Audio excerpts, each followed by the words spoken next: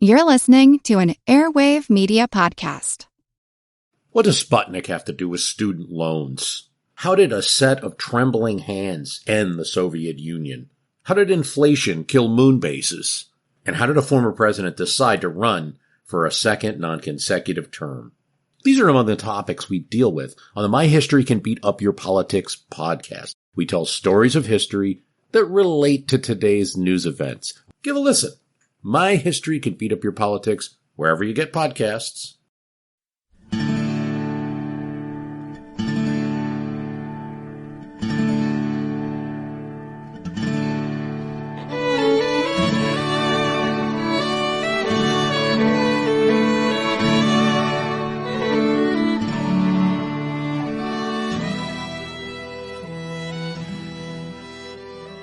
Hey everyone, thanks for downloading episode 129 of our Civil War podcast. I'm Rich. And I'm Tracy. Hello y'all, welcome to the podcast. Last time we talked about how in early 1862, Abraham Lincoln had issued Special War Order No. 1, directing Major General George McClellan to lead the Army of the Potomac in a movement against the Confederate force concentrated around Centerville and Manassas in northern Virginia. Lincoln issued the unprecedented order to force McClellan to disclose his plans for using the Army of the Potomac and to prod the procrastinating general into action. And that was precisely the result. Immediately upon receiving the order, McClellan submitted a 22-page memorandum that, for the first time, outlined his plans. Lincoln's proposal had been relatively simple, using part of the Army of the Potomac to move directly on the Confederates and hold them in place, while another segment of the Army would maneuver to flank the rebels and cut their line of communication. The aim of the President's plan was for the Union Army to engage the Confederate force and destroy it. McClellan, however, preferred a grand movement aimed at seizing Richmond, the enemy capital. McClellan's plan called for transporting the Army of the Potomac out into Chesapeake Bay, then up the Rappahannock River to the small hamlet of Urbana, which was about 50 miles due east of Richmond. In his memorandum, Little Mac argued that his plan would open up an entirely new front, outflanking the rebels and compelling them to quickly evacuate Centerville, and they'd have to rush south to defend Richmond without adequate preparation. A rapid march from Urbana might even allow McClellan to reach the Confederate capital before Joe Johnston, the rebel commander. Little Mac said that using his plan, quote, "I regard success as certain by all the chances of war," end quote. Abraham Lincoln wasn't wholly persuaded by McClellan's argument, but he accepted the general's plan nonetheless. The president had few options at that juncture. He could either force McClellan to adopt his, Lincoln's own plan, or he could give his approval to Little Mac's proposal. Or, of course, he could fire McClellan, but that was a step the president was not willing to take, despite his mounting frustration with his general-in-chief. And so, as we said at the end of the last show, Lincoln yielded to McClellan's plan. Meanwhile, during the month of February, the public outcry for an offensive by the Army of the Potomac continued in the Northern press, in Congress, and from the members of the Joint Committee on the Conduct of the War. The pressure was further increased by federal victories elsewhere. In the Sounds off North Carolina's coast, a large amphibious expedition under the command of Ambrose Burnside seized Roanoke Island. In eastern Kentucky in January, a force led by George Thomas had soundly defeated the Confederates at the Battle of Mill Springs. And in early February, in northwestern Tennessee, Ulysses S. Grant led a campaign that captured Forts Henry and Donelson on the Tennessee and Cumberland rivers.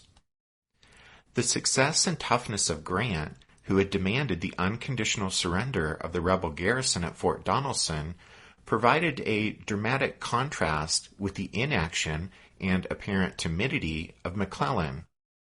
In a transparent attempt to prod Little Mac into action, the new Secretary of War, Edwin Stanton, wrote to the New York Tribune on February 19th, saying, quote, "Battles are to be won now and by us in the same and only manner that they were ever won by any people since the days of Joshua, by boldly pursuing and striking the foe.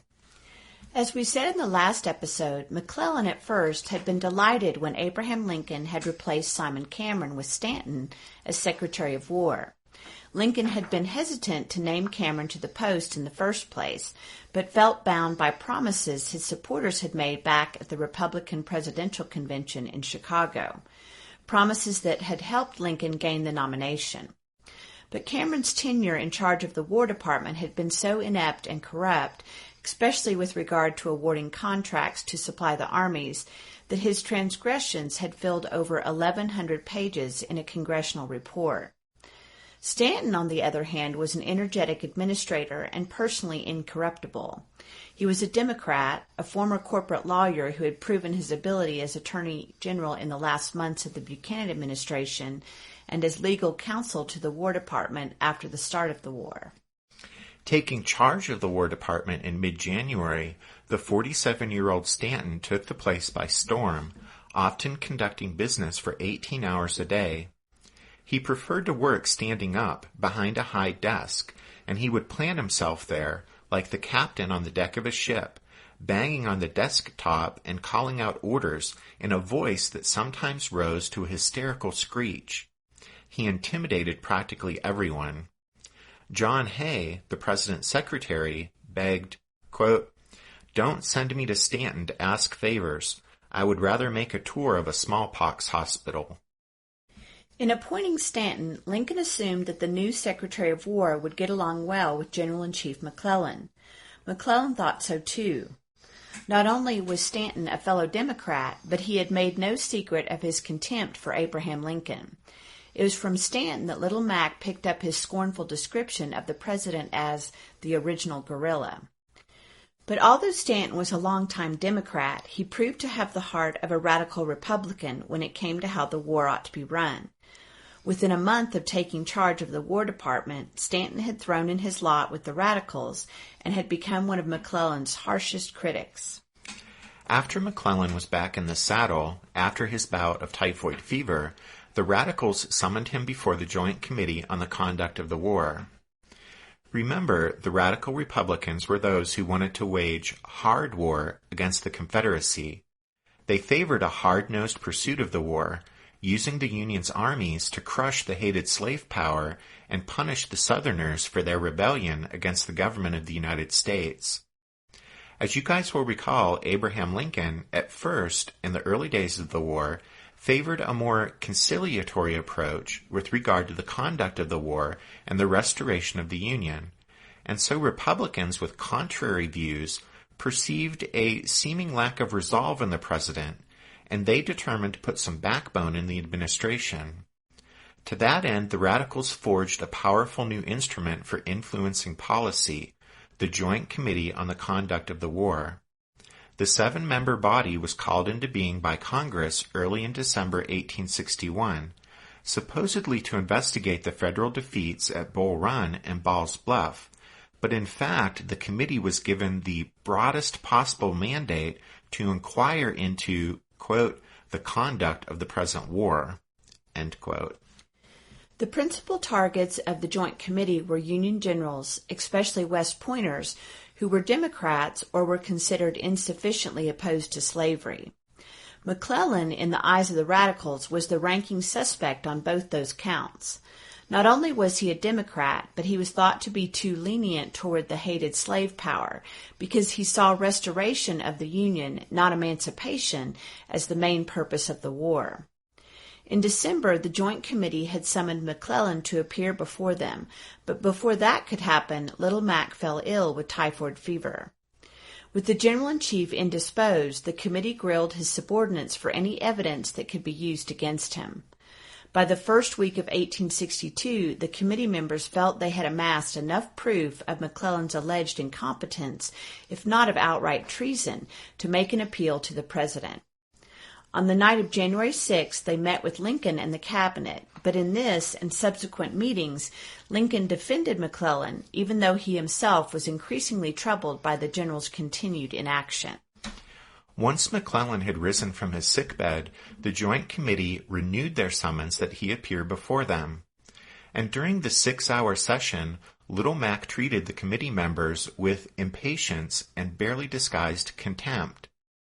To some degree his irritation was justified, although his expression of it was hardly diplomatic, considering the power of the senators and congressmen who were members of the committee. At one point during the interrogation, McClellan referenced the standard military procedure of securing a safe line of retreat before mounting an offensive, and after the general departed, Senator Zechariah Chandler turned to the committee's chairman, Senator Benjamin Wade, and said, quote, "I don't know much about war, but it seems to me that this is infernal, unmitigated cowardice." With Stanton now in league with the radicals, McClellan felt betrayed and became even more cautious about risking the Army of the Potomac in battle. He was certain losing a battle would give his political enemies in Washington just the excuse they needed to remove him from command. And in Little Mac's view, this would be absolutely disastrous for the Union's cause, since, as y'all will recall, McClellan believed God had called him to lead the country's armies to victory. With this divine mission always in mind, McClellan understood he couldn't risk giving ammunition to his critics in Washington, so he would make no move with the Army of the Potomac until he felt absolutely certain of victory. In spite of his many troubles, McClellan took time to console another troubled man. On February 20th, 1862, Abraham Lincoln's 11-year-old son Willie died after coming down with typhoid fever. McClellan, who had just become a father for the first time a few months before, wrote one of the most touching messages of sympathy that the grieving president received. In addition to offering his condolences, McClellan said, quote, "You have been a true friend to me in the midst of the great cares and difficulties by which we have been surrounded during the past few months. Your confidence has upheld me when I should otherwise have felt weak. I am pushing to prompt completion the measures of which we have spoken, and I beg that you will not allow military affairs to give you a moment's trouble."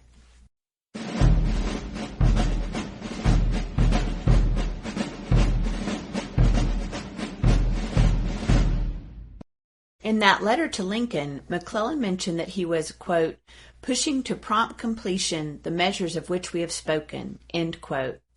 Those measures were 1.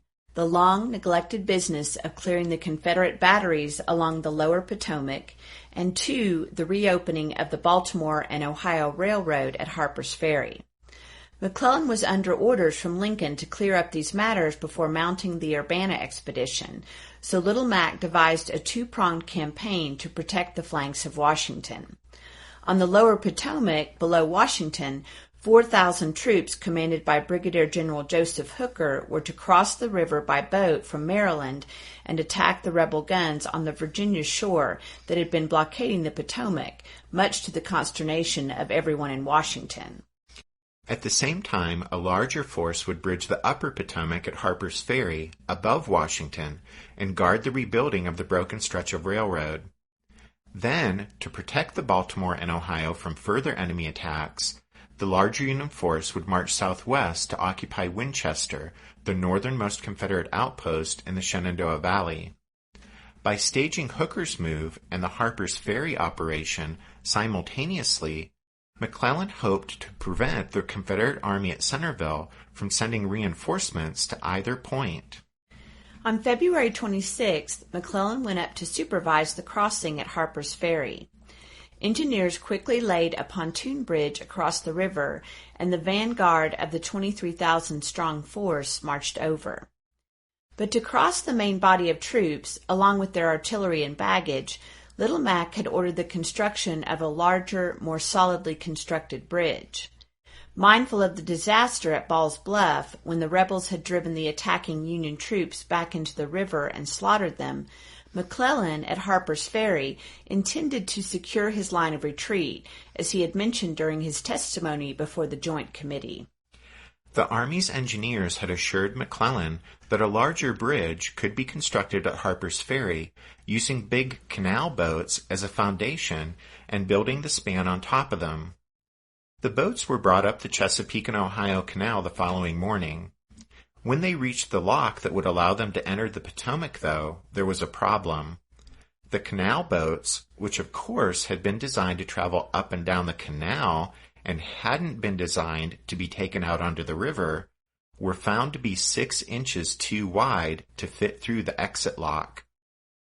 McClellan already had enough men across the river to safeguard the work on the railroad, but due to the snafu with the canal boats, he called off the scheduled march on Winchester.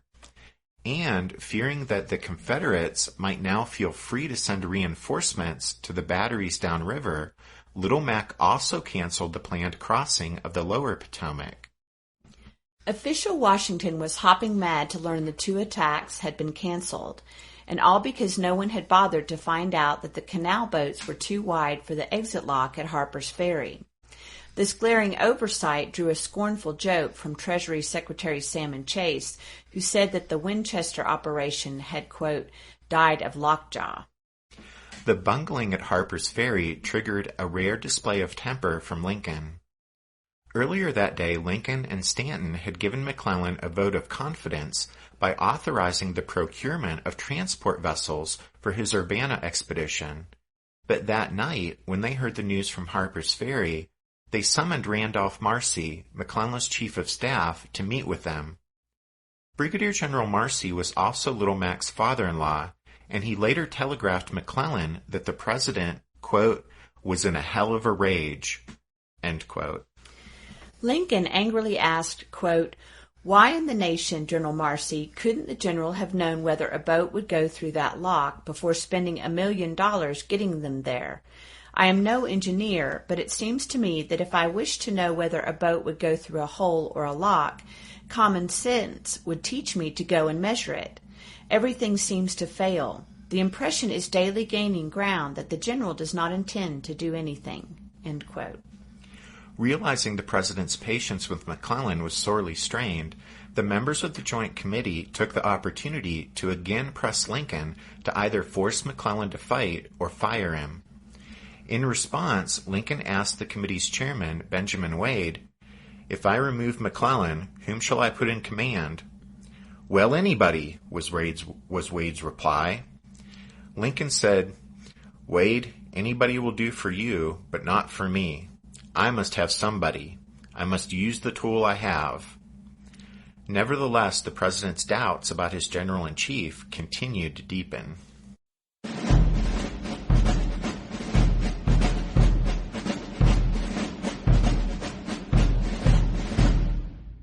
Did archaeologists discover Noah's Ark? Is the rapture coming as soon as the Euphrates River dries up? Does the Bible condemn abortion? Don't you wish you had a trustworthy academic resource to help make sense of all of this? Well, I'm Dan Beecher, and he's award-winning Bible scholar and TikTok sensation Dr. Dan McClellan, and we want to invite you to the Data Over Dogma podcast, where our mission is to increase public access to the academic study of the Bible and religion, and also to combat the spread of misinformation about the same. But, in a fun way.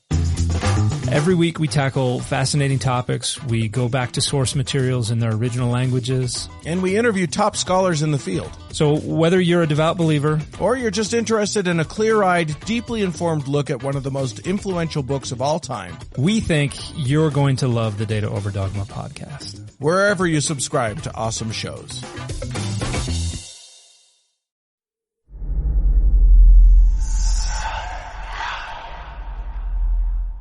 Hey y'all, spooky season is here, and if you're looking for a show to whet your appetite for a little haunted history, then I'd like to invite you to check out Southern Gothic, a chart-topping history podcast that explores some of the most infamous legends, folklore, ghost stories, and hauntings of the American South. We've covered all sorts of stuff from the Bell Witch of Tennessee to the disappearance of the Confederate submarine, the H.L. Hunley. Not to mention our deep dives into the local lore of some of America's oldest and most haunted cities, like New Orleans, Charleston, and St. Augustine. So, if you're ready for a little good old-fashioned Halloween storytelling with a commitment to quality historical research, then be sure to check out Southern Gothic today. It's available now on all your favorite podcast apps. As we've mentioned previously, that winter Abraham Lincoln didn't have a monopoly on presidential frustration over relations with top military commanders. In Richmond, Jefferson Davis also had to contend with strained relationships with generals, not to mention a rising tide of impatience in the Confederate Congress and Southern newspapers. Davis was not only unlike Lincoln in temperament, though he also had been a soldier. Davis was a graduate of West Point, had served as an officer in the U.S. Army, had distinguished himself leading Mississippi volunteers in combat in the war with Mexico, and later served capably as Secretary of War. It was Davis's very familiarity with military matters, however, that led to disputes with some of his field commanders. Some of Jefferson Davis's disputes with his generals stemmed from strategy, to be sure, but clashes between the Confederate president and P.G.T. Beauregard and Joseph E. Johnston had been caused less by disagreements over strategy than by irreconcilable personality conflicts. Unlike Lincoln, who could shrug off a snub by his general-in-chief, the touchy Davis was, as a Richmond newspaper editor said, quote, ready for any quarrel with any and everybody at any time and all times, end quote. Davis ended up shuffling Beauregard out west, but Davis's problems with Joe Johnston ran deeper, and he felt constrained to treat him more cautiously than he had Beauregard. Johnston was highly regarded by his fellow officers and was beloved by the rank-and-file soldiers of the Confederate Army in Northern Virginia. Through the autumn of 1861 and into the winter, Davis and Joe Johnston bickered vigorously, often joined by Judah P. Benjamin, the recently appointed Confederate Secretary of War. Like his Northern counterpart, Edwin Stanton, Benjamin was a brilliant lawyer and former Attorney General with no military background, but was an energetic administrator. On February 19th, Joe Johnston was summoned to a day-long strategy meeting with Jefferson Davis and the cabinet in Richmond. All of the news was bad. The recent seizure of Roanoke Island on the North Carolina coast had opened up the back door to the important rebel base at Norfolk, Virginia. In Tennessee, Davis's favorite general, Albert Sidney Johnston, was in full retreat after losing Forts Henry and Donelson to Ulysses S. Grant. Joe Johnston brought more bad news to the meeting. He said that his position around Centerville and Manassas would soon become untenable. The good spring weather would make it possible for McClellan to attack with superior forces. To preempt being caught in an unfavorable position, Johnston recommended a withdrawal to the south just as soon as the roads dried out enough to support wagons and artillery. When Davis asked how far southward the army would withdraw, Johnston said that he did not know yet, since he wasn't familiar with the terrain to his rear. Although Davis at the time didn't dispute Johnston's recommendation for a withdrawal, he later called the general's ignorance of the ground behind him, quote, inexplicable on any other theory than that he had neglected the primary duty of a commander, end quote. 3 days later, on February 22nd, even as Jefferson Davis, in Richmond, was taking his oath of office as the popularly elected president of the Confederacy, Joe Johnston was taking steps at his Centerville headquarters that would make Davis deeply unhappy, had the president known about them, that is. At the strategy meeting in Richmond, no date had been set for the Army's withdrawal south, but Johnston had already decided that the sooner it was done, the better.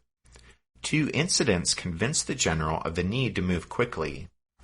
After his meeting with Davis and the cabinet, Johnston had returned to his Richmond hotel to find that the lobby was already abuzz with rumors of his impending withdrawal from Centerville.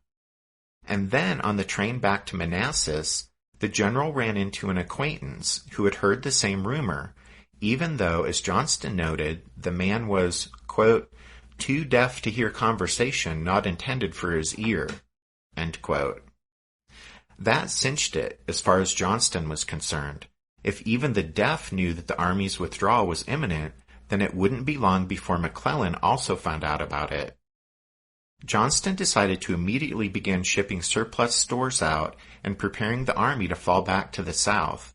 And since Davis and the cabinet obviously couldn't keep a secret, The general also decided not to inform anyone in Richmond of his plans. Pulling out of Centerville and Manassas was an enormous undertaking. The army had not only accumulated mountains of personal baggage in the encampments, but worse, the Confederate Commissary Department, over Johnston's protest, had stockpiled twice the reserve rations he wanted, and had even built a meat-packing plant nearby where more than 2 million pounds of bacon and salted beef were now piled up dangerously close to the front lines. Because horse-drawn wagons quickly bogged down on the muddy roads, Johnston had to rely on the Orange and Alexandria Railroad to move nearly everything south.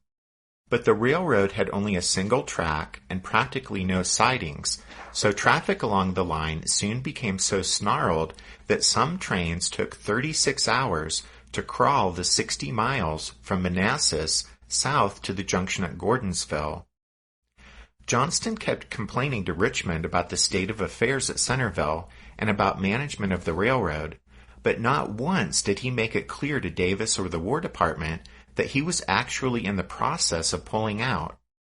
In fact, Jefferson Davis, completely clueless that the withdrawal was taking place, was writing to Johnston urging him that in the event of an evacuation, he was to save as much material as possible, especially the Army's heavy guns, even if it meant a delay. But Johnston ignored the president's letter. Every report of federal activity, from the operation at Harper's Ferry to suspicious activity along the lower Potomac, also persuaded the general that McClellan knew of his plans and would move to outflank the Centerville position before the Confederates could get out. On March 7th, Johnston ordered all of his troops east of the Blue Ridge Mountains, about 42,000 men, to fall back to the Rappahannock River, nearly halfway to Richmond. Only 5,400 men under Stonewall Jackson out in the Shenandoah Valley were exempt from the orders. They were to remain at their positions around Winchester in the northern end of the valley. By the evening of Sunday, March 9th, the last of Johnston's infantry had evacuated their fortifications around Centerville and Manassas. Most of the heavy guns were left behind, some spiked, but many still in working order. The rearguard cavalry put the torch to rail cars, storehouses, and 1 million pounds of meat. The smell of burning bacon wafting across the countryside allegedly provided Union scouts with one of the first signs that the rebels had pulled out, and word of this development was quickly sent to McClellan in Washington. At this, the Union General-in-Chief was better informed than the Confederate President, since the next day, March 10th, Jefferson Davis was still so ignorant of Joe Johnston's plans that he telegraphed the general's headquarters at Centerville, promising reinforcements for the army and even suggesting an offensive could be launched from there as soon as the roads dried. But Joe Johnston never received that wire from Jefferson Davis. The general was en route south to the Rappahannock, where 3 days later he finally got around to informing Richmond that the army was establishing a new line of defense along the river.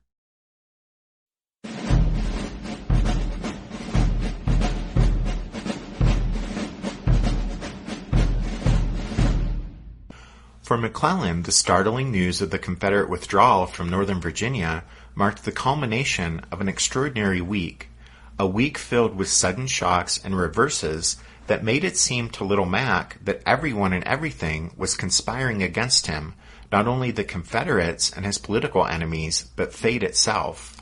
McClellan had been discouraged by the failed attempt on February 27th to squeeze the canal boats through the lock at Harper's Ferry and the cancellation of the march on Winchester.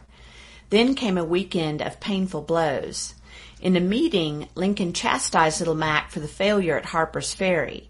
This rebuke stunned McClellan, since Stanton had just assured him that the president was, quote, fully satisfied, although his father-in-law's notice that Lincoln had been in a rage over the incident with the canal boats should have warned McClellan that the president was far from satisfied with the state of affairs. At any rate, then, according to McClellan's version of the story, Lincoln said he was having second thoughts about the general's plan to open a new front and attack Richmond by way of a landing at Urbana. People had been telling him, Lincoln said, that the whole thing was a treasonous plot to remove the Army of the Potomac from in front of Washington and thus leave the capital vulnerable to a rebel assault. Stung by this charge, McClellan sprang to his feet and demanded an apology and to know who had said such things. The president assured Little Mac that he himself didn't believe the charge, but nonetheless, McClellan vowed to muster support for his view that the Urbana plan was militarily sound. He hurried back to his headquarters and summoned his 12 division commanders to a hurried conference. When the generals gathered, Little Mac explained the situation and had them vote on the soundness of his strategy. He returned to the White House that afternoon, generals in tow, to announce the results, 8-4 in favor of the Urbana plan. Just when that matter seemed to be settled satisfactorily, 2 orders from the president were dropped on Little Mac's desk. One formally approved the Urbana plan, but set certain conditions, these being, 1, McClellan must leave the defenses of Washington, quote, entirely secure. 2, he must obtain the agreement of his senior officers on the number of men to be left behind guarding Washington. 3, he must move no more than half his force until the pesky rebel blockade of the lower Potomac was lifted. And 4, the Army of the Potomac had to get moving within the next 10 days. Little Mac felt that order was an unwarranted infringement on his authority, but he found the second order even more offensive. It grouped the 12 divisions of the Army of the Potomac into 4 corps and designated 4 senior generals, McDowell, Sumner, Heintzelman, and Keyes, as commanders of the new formations. McClellan didn't oppose the idea of forming the army into corps. In fact, he had already discussed it with the president some weeks before. But he had told Lincoln that he wanted to wait until his division commanders had been tested under his command in combat before he selected the corps commanders. Not only had McClellan been denied this opportunity, but 3 of the 4 men chosen for him, Heintzelman, Sumner, and McDowell, had cast votes against the Urbana plan. The following morning, Sunday, March 9th, news reached Washington of a potentially dire threat to McClellan's plan to make a waterborne landing at Urbana. The Confederate ironclad CSS Virginia had sortied out into Hampton Roads and trounced the Union blockading squadron there. With the rebel ironclad on the rampage, McClellan dare not send his army on transports out into the Chesapeake Bay. This concern was only eased when the telegraph delivered the news that the new Federal ironclad, USS Monitor, had engaged the Virginia in an epic battle and had fought her to a draw. Yet there was no relief for McClellan. As he conferred that evening with Lincoln and Stanton, word came confirming earlier reports of the Confederate withdrawal from Centreville and Manassas. The president's private secretaries, John Hay and John Nicolay, neither of whom was a fan of Little Mac's, reported that the general received the news, quote, with incredulity which at last gave way to stupefaction. McClellan hurried across the Potomac to prepare his army for the pursuit of the retreating rebels. He recognized the irony of chasing an enemy force that he had insisted all winter was too strong to attack.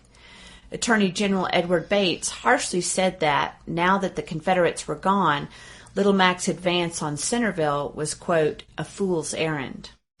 At first light on Monday, March 10th, columns of Federal troops streamed out of their camps around Washington and marched southwest. When the men reached Centreville and Manassas, there were no rebels to fight, just smoldering supplies and abandoned fortifications, which included a number of so-called Quaker guns, which were logs carved and painted black to resemble a cannon to fool anyone observing them from a distance. Newspaper reporters accompanying the Army's march gleefully took note of the Quaker guns and also pointed out that the empty enemy camps could not possibly have accommodated even half of the 150,000 Confederates that McClellan had thought were there all winter. A correspondent from the New York Tribune mockingly datelined his dispatch, Camp Disappointment, near Centreville. To cap off McClellan's distressing week, he received news that he was no longer general-in-chief of the Union's armies. Worse, he received the news from friends in Washington who had read of his demotion in the newspapers and telegraphed Little Mac at his field headquarters at Fairfax Courthouse. Official notification, conveyed by a presidential courier, arrived only afterward. Lincoln justified the demotion on the ground that McClellan, having personally taken the field with the Army of the Potomac, couldn't devote the necessary attention to the other battlefronts and the other Union armies. That was true, but it was also true that the decision wouldn't have been made without the maneuvering of Stanton and the Radicals, who were determined to take Little Mac down a notch. In any event, the various federal commanders were ordered to report from then on directly to the Secretary of War. Stanton, having acted to depose McClellan from one job, was also scheming to dislodge him as commander of the Army of the Potomac. While McClellan was in the field, Stanton brought in 64-year-old Ethan Allen Hitchcock as a possible successor to Little Mac. Hitchcock was a retired West Pointer named after his grandfather, the Revolutionary War hero. By his own admission, Hitchcock was a poor choice to take command of an army in the field. He considered himself a, quote, scholar rather than a warrior, end quote, who was interested in mysticism and philosophy and was in ill health. Hitchcock quickly deflected Stanton's suggestion that he replace McClellan, although he did agree to serve as a military advisor to the Secretary of War. McClellan was unaware of Stanton's maneuverings, and, surprisingly, he accepted his demotion with remarkable composure. He wrote to Lincoln, saying, quote, "I shall work just as cheerfully as before," end quote. Little Mac's main concern at the moment was what to do with his army, and an advance much beyond Manassas seemed out of the question. In their retreat to the south bank of the Rappahannock, the Confederates had burned a dozen or more bridges behind them, and the streams were so swollen and roads so muddy that a body of Federal cavalry sent out to challenge the rebel rear guard turned back exhausted before getting much more than halfway to the Rappahannock. McClellan recognized that Joe Johnston's unexpected withdrawal had rendered his long-cherished Urbana plan no longer practical. The rebel retreat had frustrated Little Mac's design to outflank the enemy. In fact, Johnston's new line on the Rappahannock put him in a good position to quickly foil a landing at Urbana. So the Urbana operation was ruined, and Little Mac would have to come up with some other plan. But despite the recent march to Manassas, McClellan still didn't want to try to advance from there overland to Richmond, since that would still bring him up against the Confederates' main strength. After pondering the matter, McClellan presented another scheme to his 4 new corps commanders. This idea wasn't a fresh one.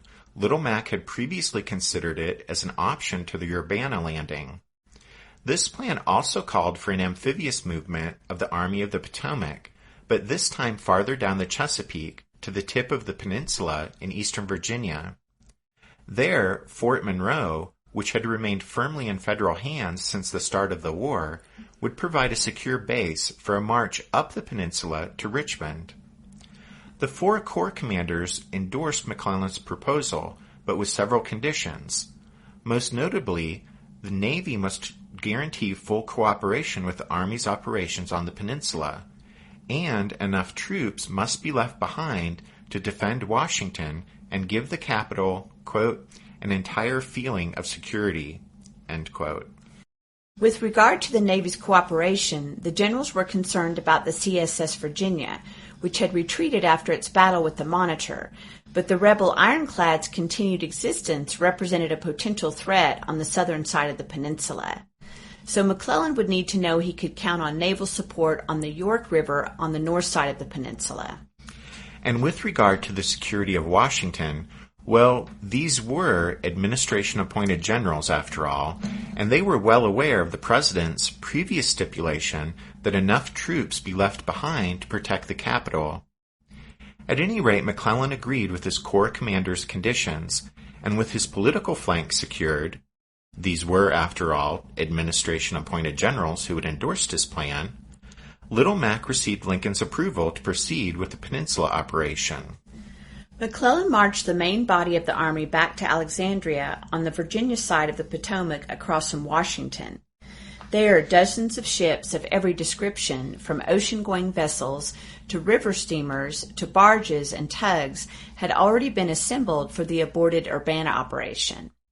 As he watched over the preparations for the new expedition, McClellan's spirits soared. He felt he was again in the good graces of Lincoln. In a letter to Samuel Barlow, a prominent lawyer and Democratic leader in New York, McClellan said, quote, "The President is all right. He is my strongest friend." On Monday, March 17th, only a week after the embarrassing march to Manassas, the first of McClellan's divisions embarked at Alexandria, bound for the Peninsula. It was one day ahead of the deadline imposed by the President. In a letter to Stanton, Little Mac assured the Secretary of War that, quote, "The worst is over. Rely upon it that I will carry through this thing handsomely."